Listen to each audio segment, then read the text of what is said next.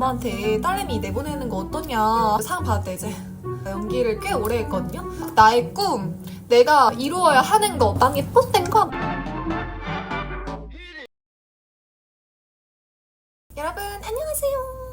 오늘은 이렇게 고데기를 하면서 여러분과 수다를 떠는 컨텐츠를 준비를 해봤는데요. 왜 이 컨텐츠를 준비했냐면 일단 친구가 얘기해주기를 유튜브는 한 영상 100개는 올려야 반응이 오기 시작한다고 해서 일단 이것저것 많이 찍어보려고 도전을 하는 중입니다. 아무래도 저는 초보 유튜버이기 때문에 여러분들이 예쁘게 봐주셨으면 좋겠습니다. 일단 최근에 좀 비가 엄청 많이 오잖아요. 그래서 주말에도 특보를 하는 일이 진짜 많아요. 그래서 약간 여름철이 항상 기상캐스터가 제일 바쁜 시기이기 때문에 어쩔 수가 없는 것 같아요. 그래서 이렇게 준비를 한번 해보도록 하겠습니다. 오늘 준비한 컨텐츠는 미인대회 이야기를 한번 해보려고 하는데요. 미인대회 이야기다 보니까 화장을 안 하면 안 될 것 같아서 나 화장은 준비가 된 상태고 그리고 고데기를 하면서 여러분들하고 수다를 떨어보도록 하겠습니다. 미인대회를 왜 나가게 됐냐면 제가 원래는 지금은 기상캐스터지만 연기를 했었어요. 연기를 꽤 오래 했거든요. 거의 초등학교 3학년 때 꿈꾸기 시작해서 연기 전공도 하고 아나운서 준비하기 직전까지는 연기를 했었어요. 근데 어느 날 어떻게 알게 됐는지 모르겠는데 엄마가 어디서 이제 들어오신 거예요. 뭐 미인대회 나가는데 어떤 그 미용실 원장님이 엄마한테 딸내미 내보내는 거 어떠냐 하시면서 이제 뭐 이야기를 하셨다 해가지고 혹시 미인대회 나가볼 생각 있냐 이렇게 물어보시는 거예요. 근데 그 당시에 그게 좀 비용이 좀 되게 컸어요. 그게 벌써 몇 년 전이야. 그래서 엄마가 그래도 뭐 저 연기하고 이러니까 좀 도움이 되지 않을까 해가지고 나가봐라 밀어주겠다 이렇게 이야기를 하셨는데 제가 이제 이거는 연기과 친구들만 아는 건데 연기과 친구들은 그런 가오가 있거든요.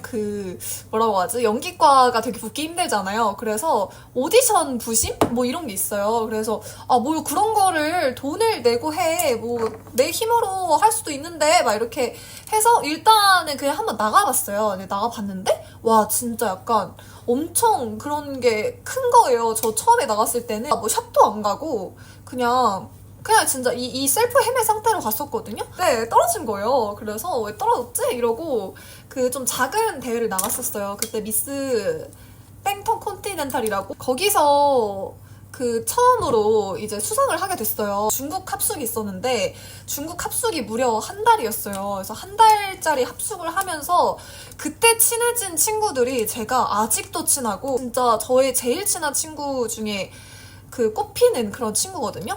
그 대회를 계기로 이제 미인대회 수상자가 되기 시작합니다. 첫 번째 상을 받았고 근데 왕관을 못 썼어요. 중요한 건 그때 제가 와일드카드랑 베스트 미디어상 이렇게 2개를 받았거든요.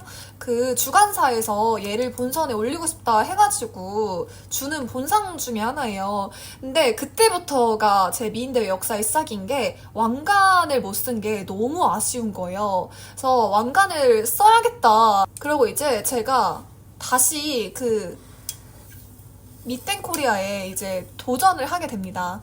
미인대회는 수상을 하는 방식이 여러 개가 있는데 고데기를 이렇게 빨리 맞춰버리다니. 어떤 대회는 이렇게 다 쫙 서 있고 이렇게 수상을 뭐 참가번호 몇 번 이런 식으로 해가지고 하는 데가 있고 제가 상을 받았던 대회는 한 명씩 속어법으로 이렇게 본상 수상자라고 세워놓고 이렇게 없애는 방식이었어요. 와 이제 한 5명 남은 거예요. 그래서 와 나 진짜 봤나? 나 진짜 봤나? 이랬는데 갑자기 5등에서 탁 떨어져가지고 그래서 그럴 때 상 받을 때 이제 이런 표정으로 많이 받는 거거든요. 그래서 그때 이제 그렇게 떨어지고 나서 좀 안 되겠다. 나 진짜 왕관을 너무 쓰고 싶다 해서 또 다른 대회에 나갔어요. 끝나자마자.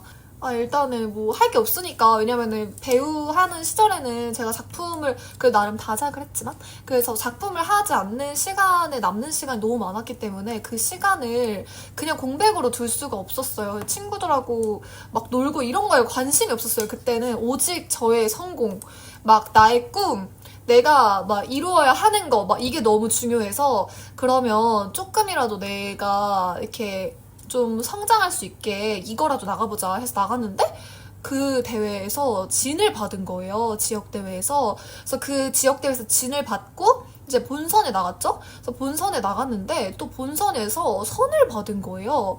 그래서 이게 뭐지? 이렇게 상을 받는다고?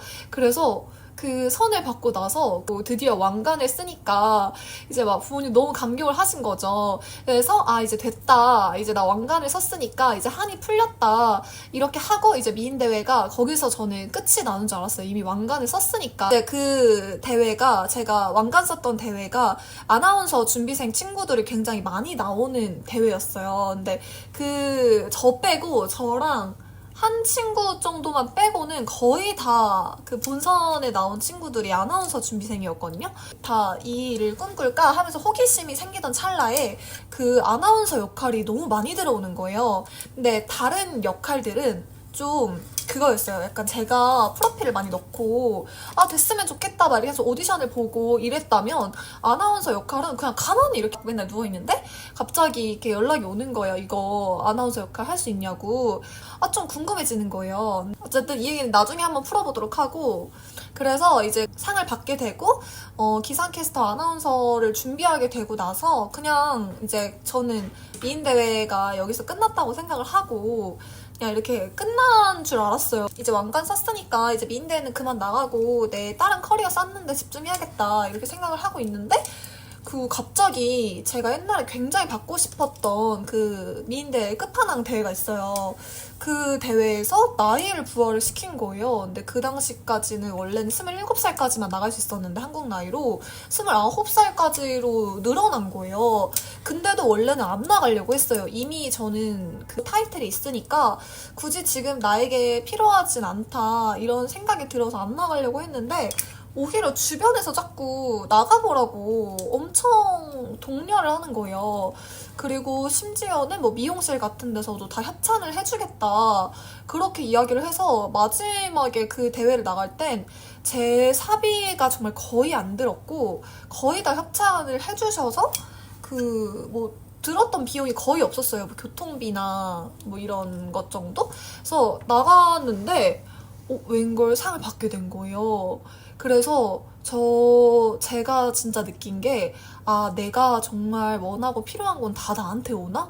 막 이런 생각이 들기도 했고 제가 그 옛날에 5등에서 떨어졌을 때 그때 만약에 그 상을 받았으면 저는 이렇게 지금의 제가 없었을 것 같은 거예요. 아나운서 이 기상캐스터를 꿈꾸지도 않았을 거고 지금 돌이켜서 생각해보면 좀 너무 어릴 때 또 상을 받으면 좀 거만해지지 않았을까 사람이. 뭐 열심히 하지도 않았을 것 같고 약간 또 이상한 방향으로 흘렀을 수도 있을 것 같으니까 난 예쁜 땐가 이렇게 생각하지 않았을까 이런 생각이 들기도 했고 그리고 가장 중요한 건 제가 무대 공포증이 있었어요. 연기하는 애가 무대 공포증이 있으면 안 되잖아요. 근데 저는 항상 너무 무서웠어요. 그 무대에 서는 게 진짜 사실 무대 위에 서면 저의 정말 그 작은 하나의 실수까지도 너무 잘 보이고 근데 제가 생각보다 되게 소심하고 그리고 걱정도 진짜 많단 말이에요. 막 그러니까 이 무대 위에 서 있는 나를 받아들이는 게 진짜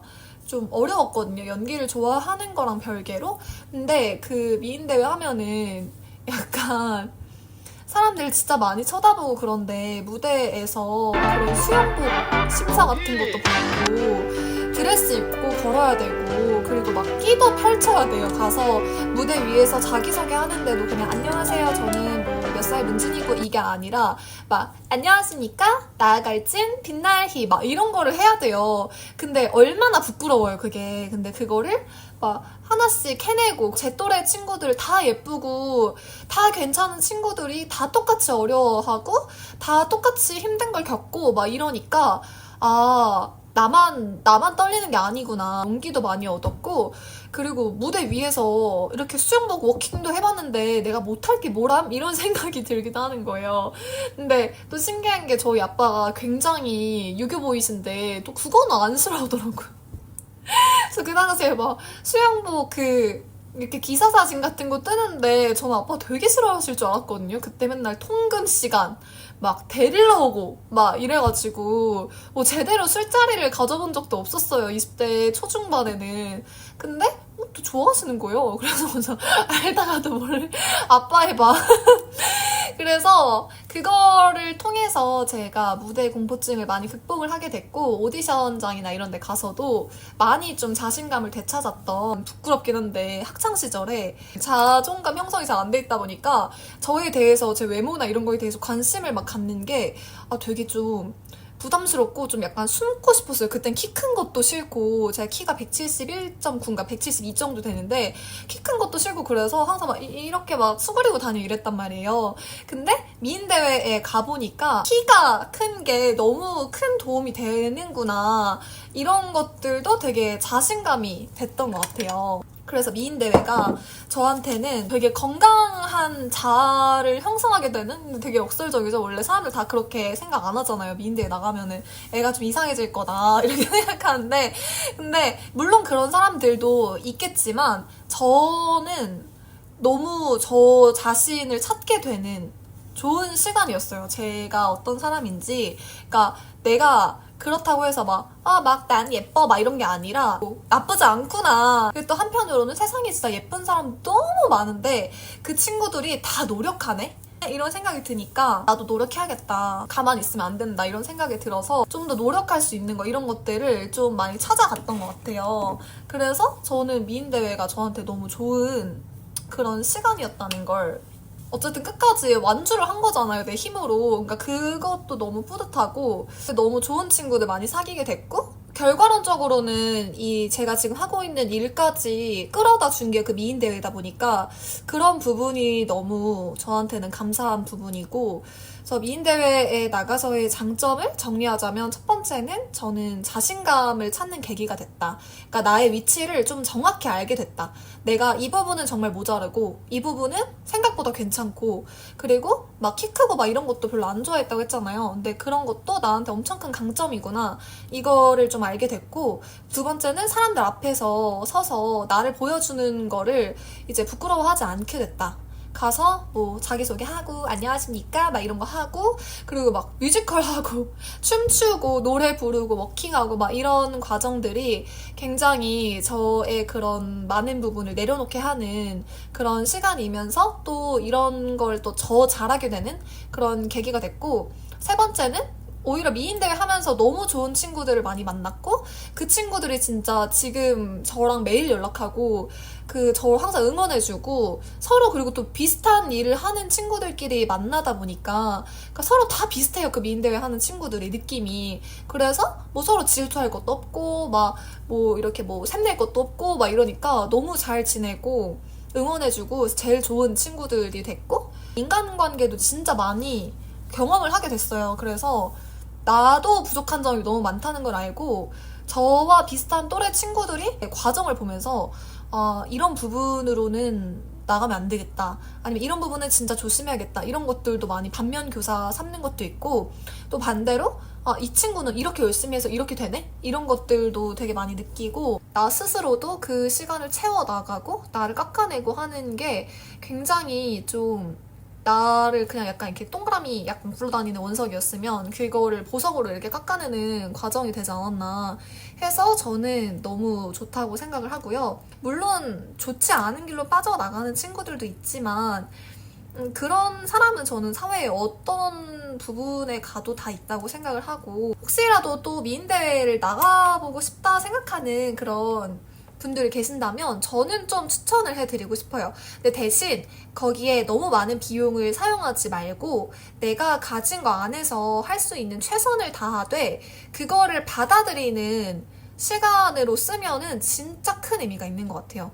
근데 내가 막 내 분수에 맞지도 않게 막 이렇게 엄청 큰 비용을 들여가지고 편법을 써서 내가 이 상을 받아야 돼 이렇게 해가지고 막 막대한 비용을 들이는 친구들도 있는데, 그렇게 해서 얻었을 때는 정말 아무 의미가 없고, 중요한 건 이 대회에 나가서 상을 받는 게 중요한 게 아니라 받고 나서 그 상을 어떻게 쓰냐가 중요한 거지, 내가 이 상을 받았다가 끝이 아니에요. 막 이 상을 받았으니까 뭐 나는 이제 인기도 많고 나는 뭐 사람들 다 좋아하고 막 난 취업도 잘 되고, 전혀 아니고 인생이 그게 전부가 아니잖아요. 이 과정을 통해서 어떤 인생을 살고 싶은가, 이거를 좀 많이 배웠으면 좋겠고, 그렇게 하면 너무 의미 있고 좋은 대회라는 거? 가장 좋은 건 어쨌든 인생에서 가장 예쁜 시간을 가져보는 것도 너무 의미가 있는 것 같고, 그 한 번쯤은 그렇게 이렇게 살 빼보고 내가 어디까지 이렇게 나를 업그레이드 시킬 수 있는지 이런 걸 느껴보는 것도 너무 좋은 것 같고, 진짜 꾹꾹꾹꾹꾹꾹꾹꾹꾹꾹 하는 모습이잖아요. 그러니까 그런 시간을 또 기록할 수 있는 것도 좋은 것 같고, 생각보다 내 삶에서 나를 좀 더 알아가고 가장 아름다운 순간에 나를 이끌어내는